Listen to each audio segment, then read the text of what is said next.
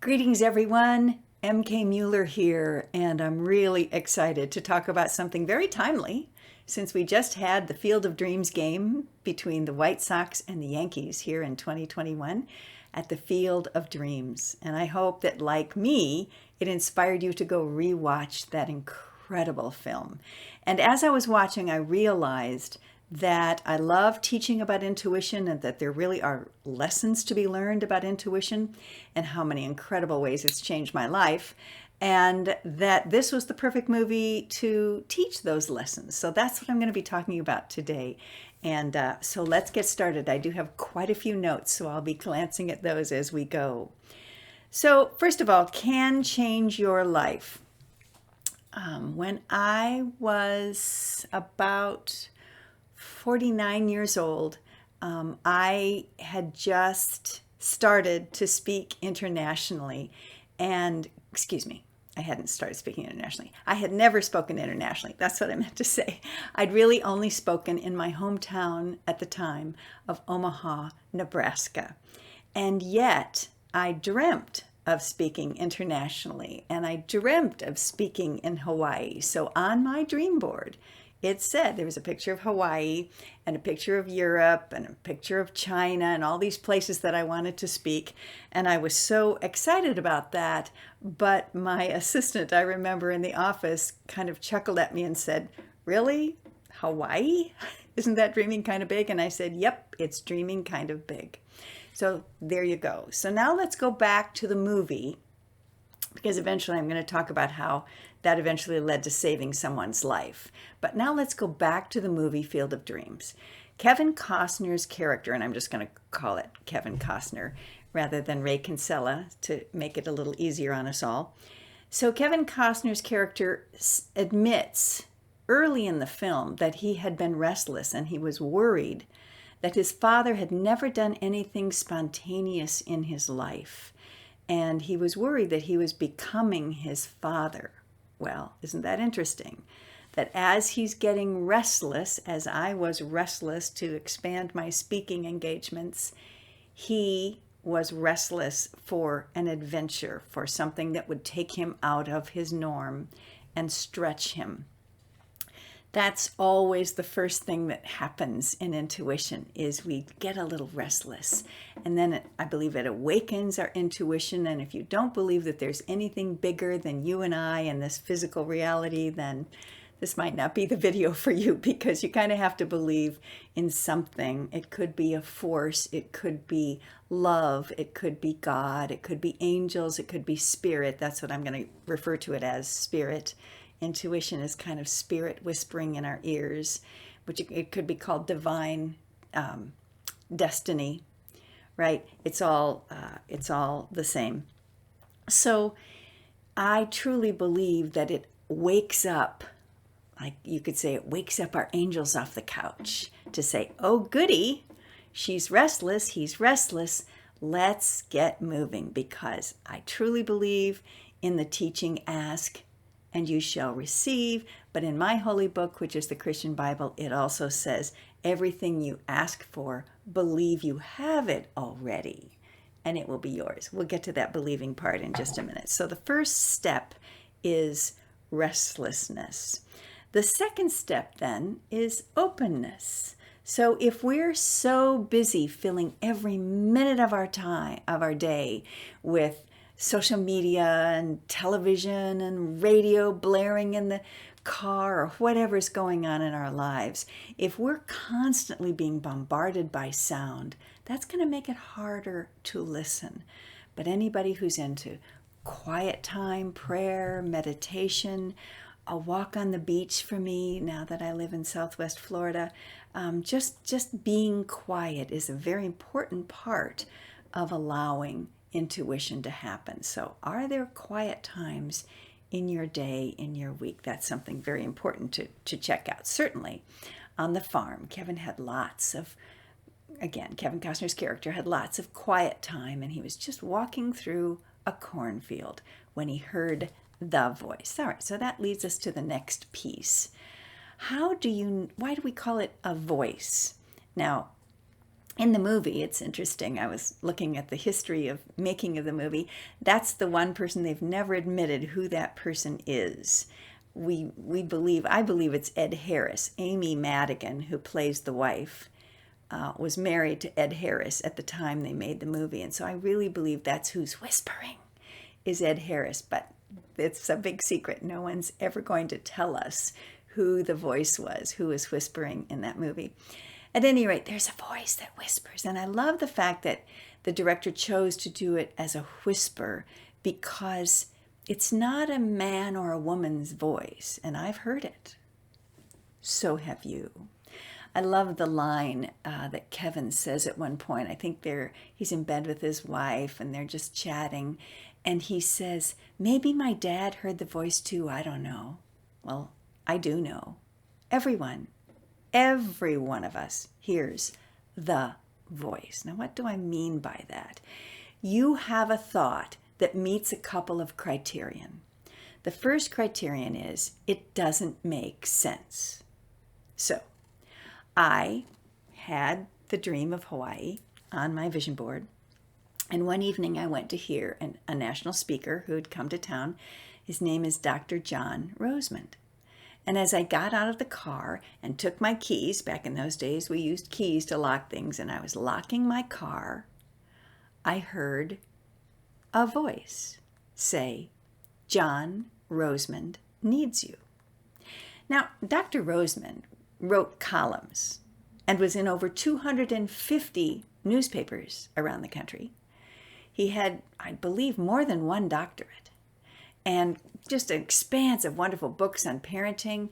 And it made, obviously, no sense. All right, let's go back to the film. Obviously, Kevin's character hearing, if you build it, he will come, made no sense either. So that's the first way you know that it's intuition, is that it's the thought, the voice is not going to make logical sense. Quick side note. It's been proven, when we say I got a gut feeling, it's been proven that the same cells in our brain also appear in our gut. And there's been some evidence to show, that's all I can say, there's been some evidence to show that when we're having an intuitive thought, this brain doesn't light up on an energy grid when you put a whole bunch of electrodes on you. This brain's not lighting up. Your gut, the brain cells in your gut are lighting up. Just, that's a side note. Again, I'm going to throw a lot of information at you. Take it or leave it, whatever. All right, so again, the first of all is then a thought. It's the thought doesn't make sense. And secondly, it's a thought you would never think. Right? So obviously it kind of made sense to me that John Rosemond needs me. Well, I mean, I can understand that a little bit more than Kevin's character could understand what his was saying, but it's just a thought I never would have thought. Okay? So obviously that thought in my head is coming from outside of me. All right, the third quality of the voice is 99% of the time we're going to what? We're going to dismiss it as a crazy thought. And I believe that Kevin says crazy about 12 times in the film. Am I crazy? His wife says, yes, a little. And then later on she says, no, not too crazy, or whatever. So it's just a word that comes up a lot when you're dealing with intuition, because you're going to feel like, that's such a crazy thought. Why would I think it? Again, great question. Why would you continue to think a crazy thought? And continue is the key word here, because once you dismiss it, a true intuition is always going to come back to you exactly word for word. Remember, my wording was, John Rosemond needs you. All right, I dismiss it. I'm walking in, and as I put my hand on the doorknob, see, I had a newsletter that I sent out at this time, so I remember the details of that evening. As my hand touched the doorknob of the school building we were walking into, I heard it again. John Rosemond needs you. What? But when I get it a second time, I had learned by that point in my life to listen. and listen I did. So I walked in and saw Dr. Roseman behind a sales table, and he was signing someone's book, and that person walked away, and there he was by himself. And I walked up and said, "Excuse me, Dr. Roseman, do you have just a minute for a question?" And he said, "Yes." And I said, "I would love to speak with you afterwards if I could, because I just had a really strange thought that makes no sense, that involves you." And he said, "Well, I've got time now. What is it?" And I said, "I just had the thought, John Roseman needs you. That makes no sense to me." And I said, "I don't know. I know that you tell parents to get a life and stop living through their kids. And I actually teach people an 8-step process for finding their dreams and following their dreams and getting a life." And he said, "What's your name again?" I said, "Mary Kay Mueller. I actually go by M.K. Mueller." And he said, "M.K. Mueller, I'm going to hire 3 national speakers to join me in the next 3 weeks. I need to talk with you after I'm finished tonight." And so we did. We went out and had a drink, and we were sitting there talking, and without ever hearing me speak, within an hour, Dr. John Roseman offered me a contract, a 10-year contract. Now, why would that be? He's a smart man. He's also a wise man, and wise people know that those who listen to their intuition are spiritually a little more advanced than the population who dismisses their intuition as nothing. So the fact that I told him the whole story, had the thought twice, the fact that I had this new book, that I was this up-and-coming speaker that was getting rave reviews, and he could, look that up on his phone and all these good things, he offered me the contract. And my gut said no. So I said, "No, I won't do that, but I would sign a 1-year contract, and we can certainly renew it if things work out for both of us."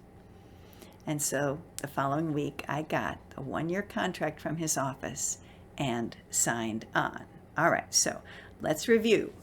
It's a thought. When you get an intuition, it's a thought that you do not understand. It's a thought you never would have thought for yourself.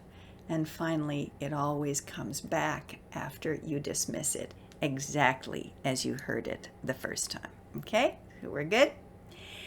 I also want to point out here that I was very relaxed. I was in a very good mood, very happy mood, walking into the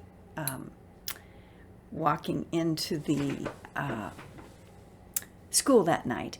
And Kevin, his character, hears it as he's sleeping. All right, he's kind of, okay, so what that is again, a quiet time. Our subconscious can speak a little louder when the din of the busyness of life is quieter. So again, very important to be listening as you're waking up in the morning, as you're going to sleep at night, because sometimes, or it might even wake you up in the middle of the night, sometimes that happens as well. All right, so, I do want to mention one more thing. It's never going to be an immoral thing. It's never going to question or make you go against your values. That's just not how intuition works. It's your highest thought.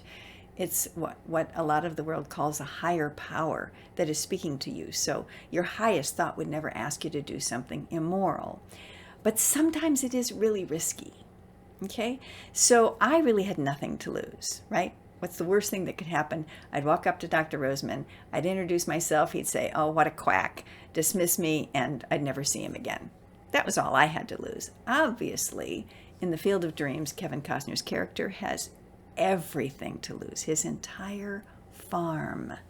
And sometimes intuition will ask you to do things that are that big. All right, I love the fact that his wife said, "If you really feel like you should, then you should." That's such an important word there, huh? Because intuition is all about allowing our feelings, because our rational brain, remember we have 2 sides of our brain, a feeling brain and a rational brain. And the right side of our brain, which is the feeling part of our brain, is the one that intuition is going to come through on. And so when we say women's intuition, it's because we call that the feminine side of the brain, right? The feeling side of the brain is the feminine side, and the masculine side is more the thinking side. Now, way overgeneralization, I get that, but I'm just saying that's why we call it women's intuition. All right. The next lesson to be learned from Field of Dreams and from my story is that it's going to require you to take action. So my hearing the voice as I'm getting out of the car and walking into the building was not enough. I needed to take the risk, it was a little bit of a risk, to walk up and introduce myself to Dr. Roseman. I also needed to take the risk of signing the contract with him for that 1 year. Obviously, Kevin Costner's risk was much bigger. Go meet Terrence Mann, who's this famous author. I found out that the character was kind of written after J.D. Salinger, who wrote Catcher in the Rye, and those of us who grew up in the 60s remember all the controversy about Catcher in the Rye. So again, it does always require risk, which just means getting out of our comfort zone and doing something we would not have done naturally. The next thing to notice about intuition is after you take the risk, often nothing happens. So I had Hawaii on my dream board for months before this event. So putting it on the dream board didn't just make it happen, but I did believe it would happen. That's always an important factor. I did a belief in my books, if you remember, From 8 to Great. These are all of my books here. A belief is a thought you keep thinking until you feel it, right? So I really did believe, I really did feel like I was going to speak someday in Hawaii, and I was going to speak someday in Europe and in China, which I have both. All right, so in the movie, Kevin Costner's character has to wait like 9 months. He builds the field one summer, and then there's a whole fall, winter, and then only at the end of spring, when it's time to play baseball again, does the Shoeless Joe character appear. So again, he had to be patient, and patience is a very important part of any spiritual process, obviously. All right, so the next one is, even though you do believe in it, the receiving of that thing that you've dreamt of will surprise you. So I'm going to go more into my story here. So obviously, he expects Shoeless Joe, but when his little girl says, "Daddy, there's somebody out there on the field," he gets this tingling, as does his wife, and he goes out and he's still in awe and shock, right? So I have to say that was true for me too. I was in awe and shock. I remember calling my best friend and going, "You will not believe what happened. I just agreed to sign a contract with them." Anyway, so I was in awe and shock about that. But there's more to the story, because I had to listen to my intuition again 2 more times in order for that life to be saved in Hawaii. So I'm going to go now to me speaking in Hawaii. I was there for 3.5 days. And the first afternoon, I had all the afternoons off. The first afternoon, I went out to sit at the most beautiful pool. There were 3 pools. Yeah, that's where I was staying, at a hotel with 3 pools. And one was obviously the most beautiful. It was surrounded right out there on the ocean, just surrounded by the ocean. And the other 2 were, more inland and on land. And so I said, oh my gosh, I'm going to go to the most beautiful one. But I went to the most beautiful one first. It was full. So I went to one of the others. The second day I said, okay, I'm believing I'm going to get a seat at the most beautiful pool. And I went out there, and sure enough, it was full again. And so I went to one of the other beautiful pools. It was only on the 3rd day that I went out, and there was 1 seat left at the most beautiful pool. And it was next to the most beautiful woman I had ever seen. Turned out to be a professional model from LA. And again, that level of beauty is just, it's shocking how beautiful she was. And so I took my very white 49-year-old body and laid it next to this beautifully tan, beautifully in every way, young woman. And as I was kind of getting all set, she sat up and said, "Oh, hello." And I said, "Hello." And she said, "Are you here by yourself?" And I said, "Yes, I am." And she said, "So am I." And so we got chatting. All right, time for the next intuition. Second intuition was that I could tell she was in pain. Now, from looking at her, hardly. From listening to her stories about professional modeling, and she was also a professional musician, just had come out with a CD, hardly. It was only my gut that said, she's in pain, she needs help. Those were the words. She's in pain, she needs help. It just kept coming up. And so maybe 20, 25 minutes into this conversation, I finally just took a deep breath and said, again, what have I got to lose? She'll think I'm a loony and I'll be quiet and go away and never bother her again. But I have to take the chance. And so I sat up and I said, dear one, I'm going to say something so weird right now, but if you can just keep breathing, I just have to say it. And she said, what? And I said, I'm getting a message that you're in pain and that you need help. And as a life coach, I often can help people through hard times. And she sits up and started to sob her heart out. How did you know? How did you know? How did you know? And I took a deep breath and I said, I don't know how I know. I just know when I'm getting a message. And this one was pretty clear. And she said, I have my suicide all prepared for this evening. I won't go into all of the details of what her issues were and how I was able to coach her through them. That's less important right now. But I really was the right person for her. And at the end of it all, I said, dear heart, do you believe it was a coincidence that I came here and sat next to you today? And she said, no. And I said, no, of course not. And that same divine order, that same gift of being watched over that's with you today is going to be with you forever, every day of your life. You are safe. You are in good hands. And I really would love to stay in touch with you if you'd be open to that. And we did stay in touch for quite a while. So there you go.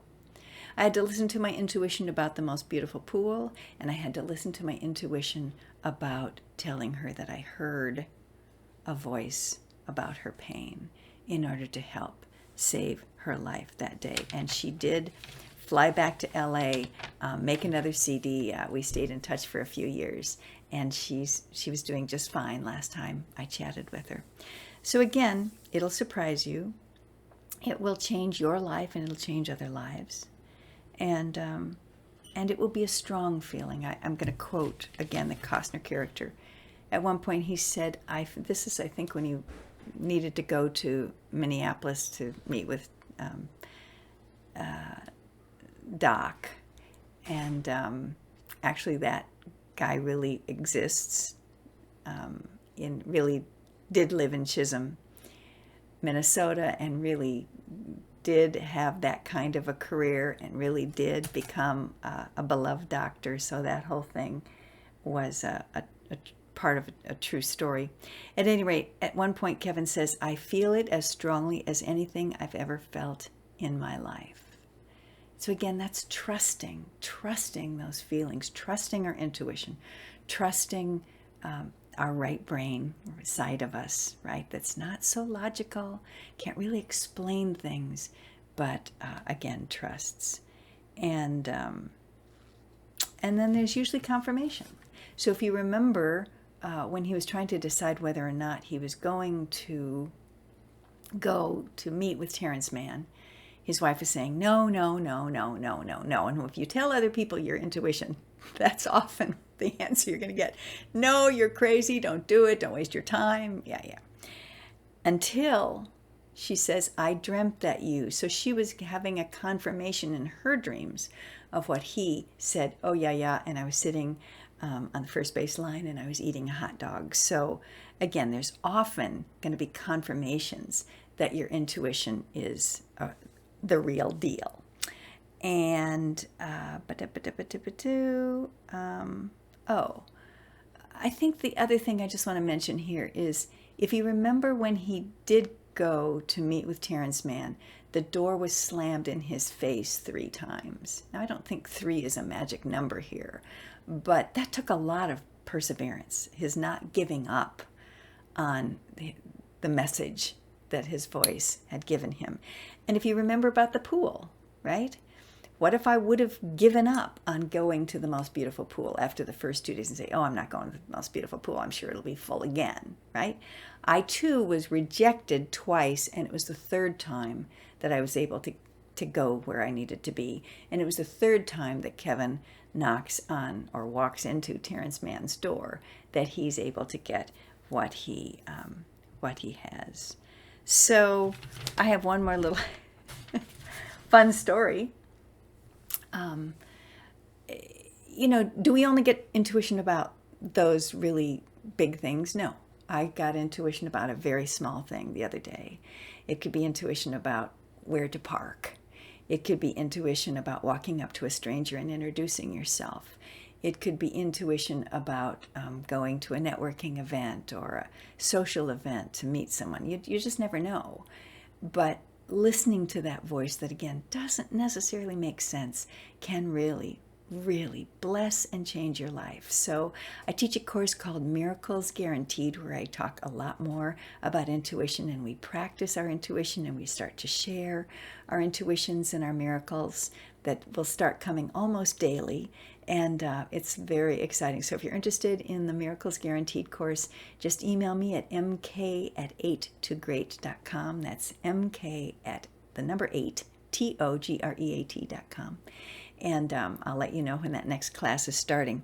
But I do have one more Field of Dreams story, and that is that when I went to visit Field of Dreams for the very first time, I've only been there twice, but I remember it was a beautiful summer's day, and we were the only guests there, just Dyersville is in the middle of nowhere, so you have to really have an intention to go there, because it's like an hour drive from, almost anything, and a 2-hour drive from some of the larger towns in Iowa.